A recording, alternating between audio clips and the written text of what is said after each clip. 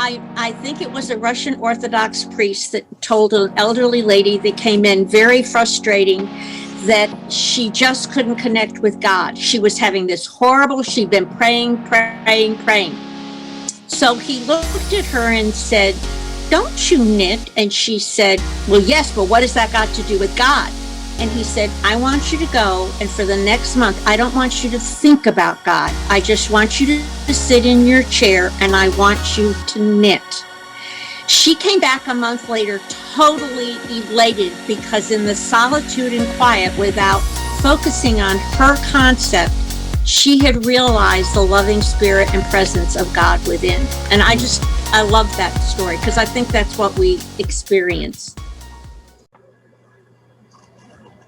All right, I am here and delighted to be here with Linda and Jan, two of our Yahweh Yarners, and they're going to tell us about the ministry of Yahweh Yarn and also share some other observations as part of our series and ongoing conversation about creating and making, and what creating and making can show us about God, how in creating and making we share a special kind of space with God.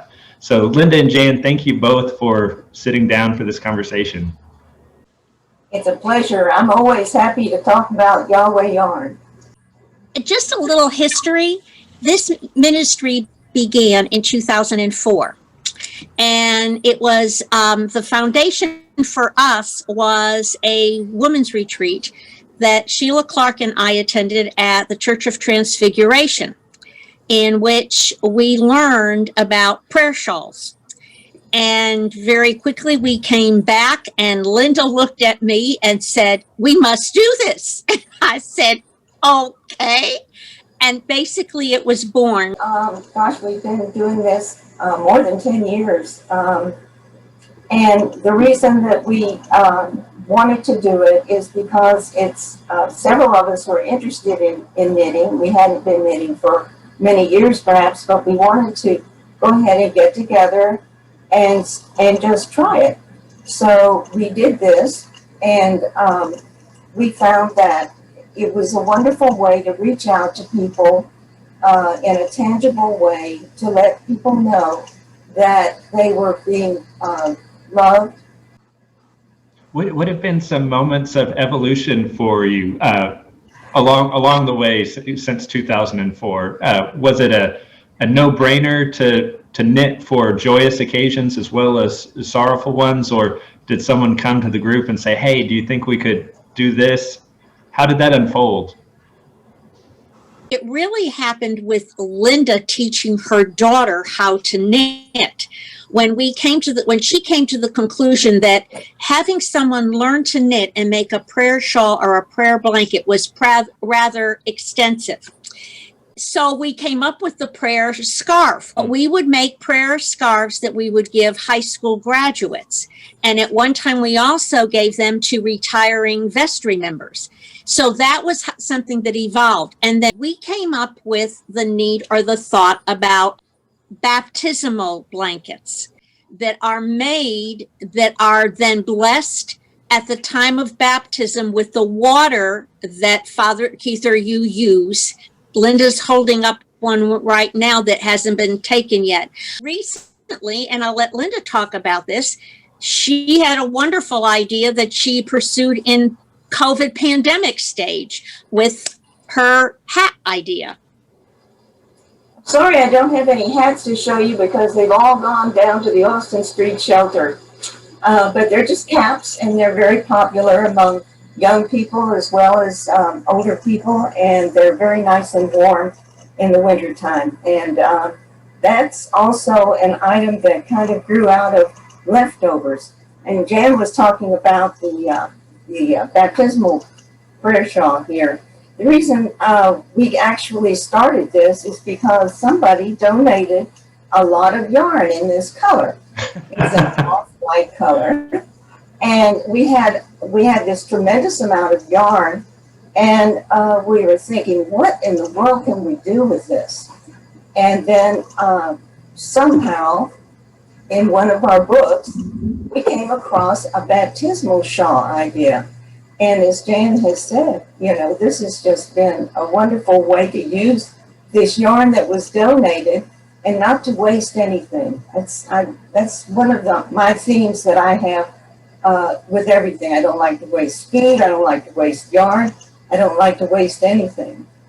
And the other thing that kind of evolved out of our don't like to waste anything is our pocket prayer shawl.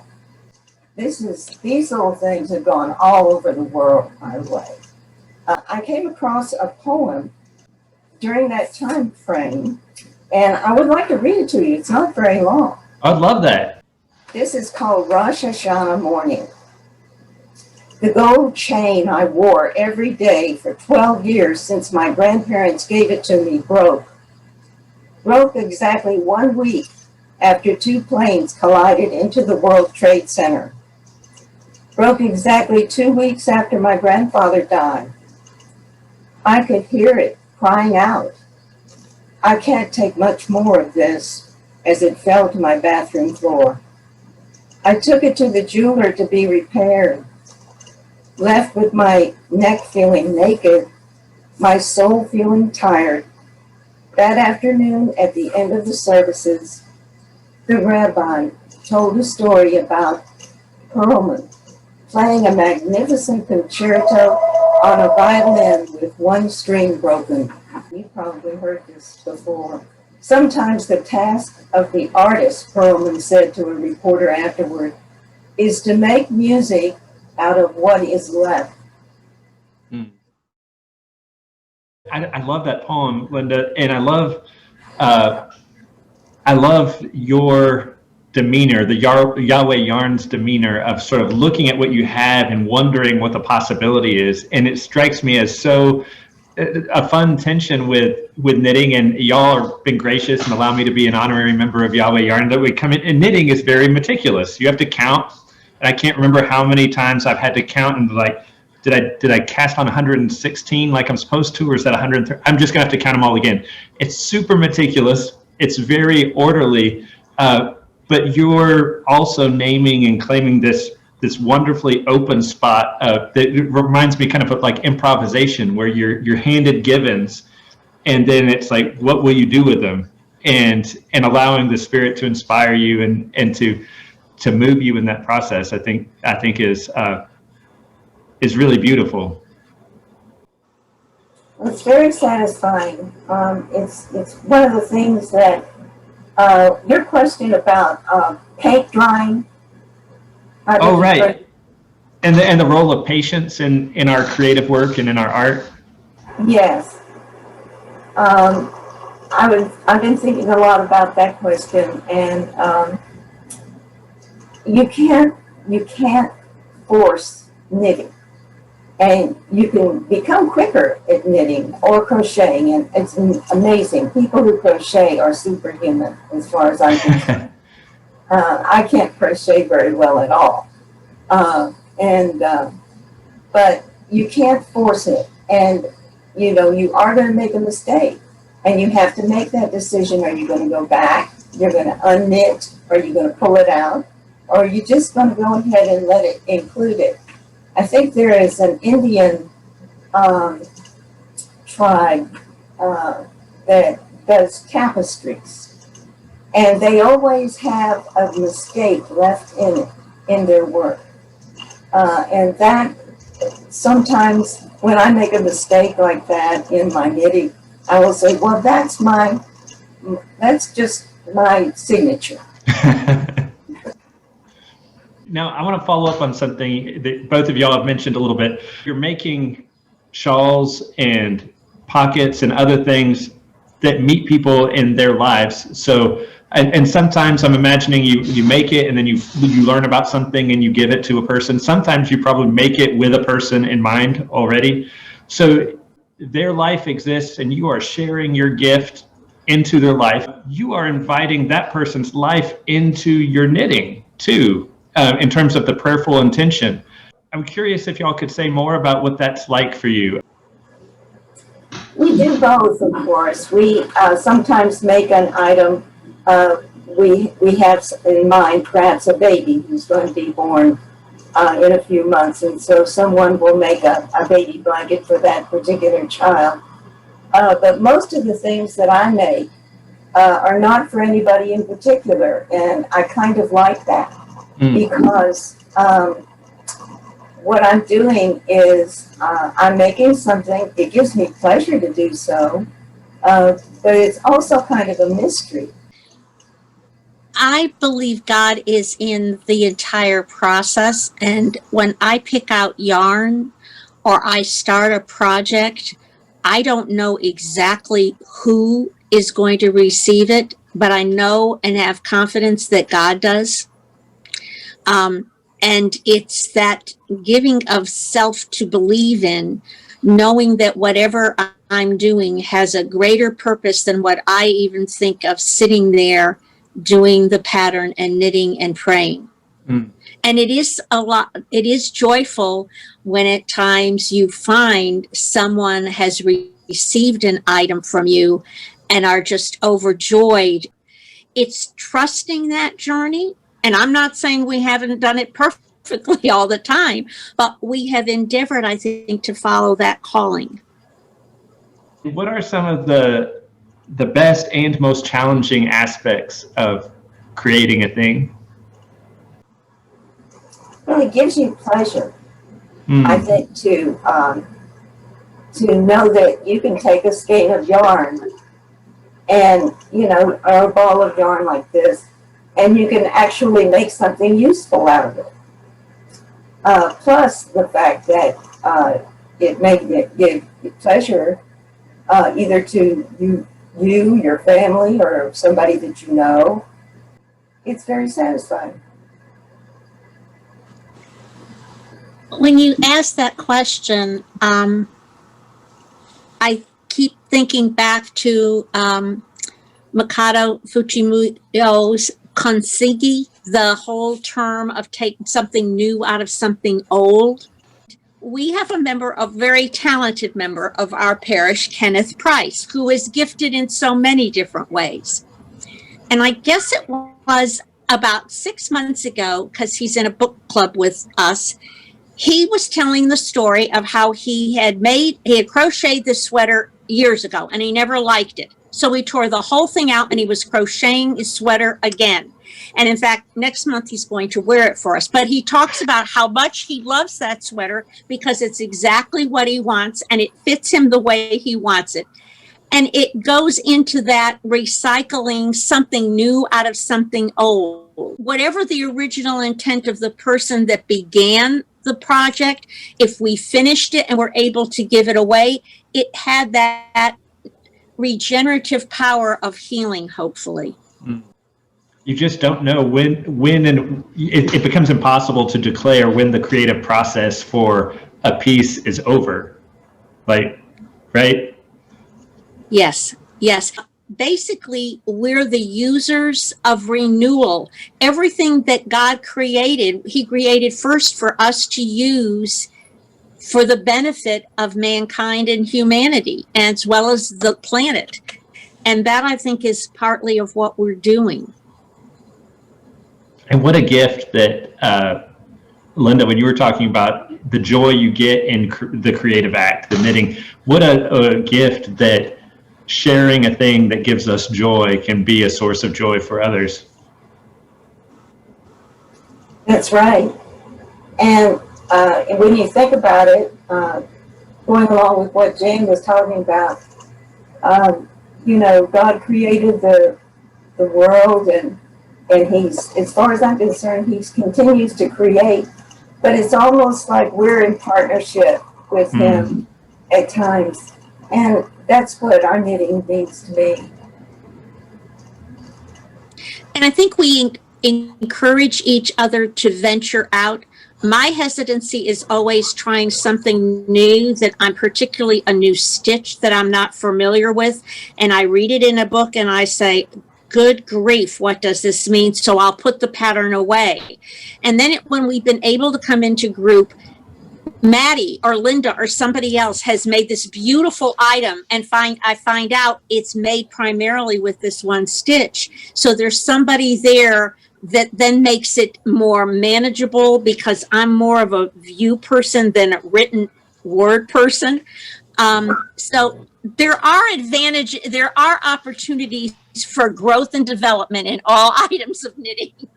Oh my goodness. And I feel like this got cut short a little bit with the pandemic, but I remember getting to a certain point with Yahweh Yarn where I was ready to move on to do a hat. I think I'd promised Rebecca a long time ago I was going to make her a hat. I still haven't made her a hat. I get to the top part where you have to use the double pointed and certain designs, and I get nervous. And I remember checking in with y'all, and I forget who it was like, oh, I'm here for you if you want to try that. And I was like, the friendship and the community became the thing I could hold on to, became the rail that gave me courage to try something that I hadn't done before and wasn't sure at all that I would be able to do. And I so much appreciate that. It's just it's such a gift in itself, but it's also such a beautiful picture of who we are for each other in the body of Christ. There's an easier way of making that hat. You don't need double point needles. I'll have to have you show me that. We've talked a lot about Makoto Fujimura. He invites us to think about ourselves as bearing the imago Dei, the image of God. So we are created in the image of the Creator to create. So we get to share a kind of partnership, as you were saying, Linda. What have you discerned about the nature of God through your creating? Well, I can say that what God has shown me is that you can do something useful, but have so much fun doing it. And it's a pleasure to do. And then it gives you that heartwarm also, you know. I think that I've learned more about simplicity. I talked just a while ago about more complicated stitches. I look at life a lot more simply now. Linda loves to use a phrase, and I'm really, really embracing it more and more. The more mature I get, shall I say, I love ordinary days. Yes. And I think that God has really shown me through the discipline of, and I say discipline, but that means just a routine of being able to knit a simple baby blanket. It is God's presence. There's a soft presence, and there's an ordinary rhythm that flows. And perhaps it's just the time we're in. Perhaps it's just my age of where I'm in. I would hope that young people particularly could flow with that. My sister, when she was teaching school, began with her girls how to knit with straws because you couldn't have knitting needles. Well, then the boys got really upset about this. And in fact, there was an article I found about how the first knitters were sailors on ships, and they had to knit their own wear and their own clothes as they would travel the seas. And so she had to have a boys group that learned how to knit at the same time, which I thought was just a wonderful experience for those children in the 4th grade to be able to see that something as a craft of knitting could bring them a rhythm to life and a purpose. I love that story, Jen. And I mean, one thing we hadn't named until you brought it up is how knitting traditionally has been a kind of gendered craft, although kind of like unnecessarily. When I started knitting in 2011, it was about a year later, I found out I was not the first male in my family to knit, but my grandfather had knit. My grandfather, who just recently passed away, he knit when he was in the Navy exactly for the reason you named, knitting his own socks. And he didn't, of course, because it was my grandfather, and he never did anything simple that couldn't be made really well. He made Argyle socks. Oh my gosh. And I asked him, I remember one day I said, Grandpa, is it true that like it's hard to get the socks to be the same size in the first pair, but after that it gets easier? He's like, I don't know. It was such a pain in the something. He said, such a pain, I only made one pair. But he finished them. But he did. He finished. And in fact, I've shared this with some folks. Altar Guild knows this. The girdle, the cincture that I wear, the belt, he made for me because it was shortly after my grandmother had passed away that I was ordained. And he said, well, I just knew if Jenny was still alive, she would have made you one. So I built a loom and taught myself how to Japanese weave. And it was just it so touched me. And think about him and that intention, not just like to please another person, but to serve whatever God would do in their life, to be a part of that and to claim that with a kind of joy. I think of that every time I vest. Jan, you had a quote you said on the topic of creating. It's from C.S. Lewis, and the title of this little essay, and I'm only going to read the first paragraph, is called "Creating Narnia." Some people seem to think that I began by asking myself how I could say something about Christianity to children, then fixed on the fairy tale as an instrument, then collected information about child psychology and decided what age group I'd write for, then draw up a list of basic Christian truths and hammer out allegories to embody them. This is all pure moonshine. I couldn't write in that way at all. Everything began with images: a fawn carrying an umbrella, a queen on a sled, a magnificent lion. At first, there wasn't even anything Christian about them. That element pushed itself in of its own accord. It was part of the bubbling.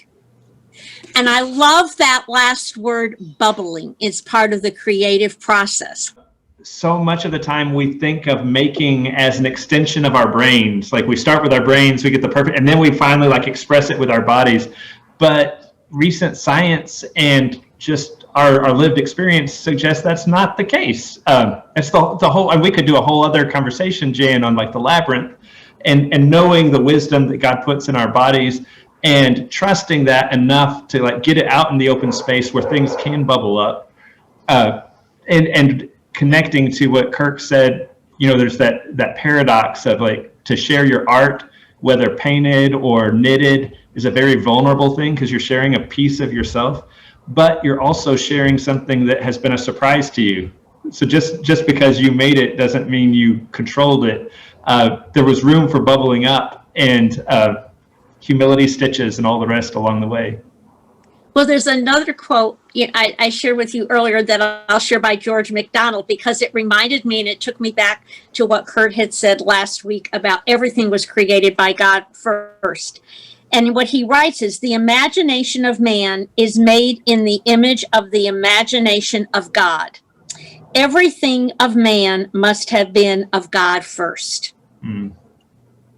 And I would say the only thing I would change, I would say man or woman. I mean, because it's true now. But when MacDonald wrote in the 1800s, late 1800s, that's so true, and it's appropriate in any discipline, I think, that you use. There's another thing that somebody he's a children's book illustrator and writer, Mercer Mayer. I once heard give a speech. And I've never forgotten this. He said he believed that creative thoughts were somewhere above in the universe.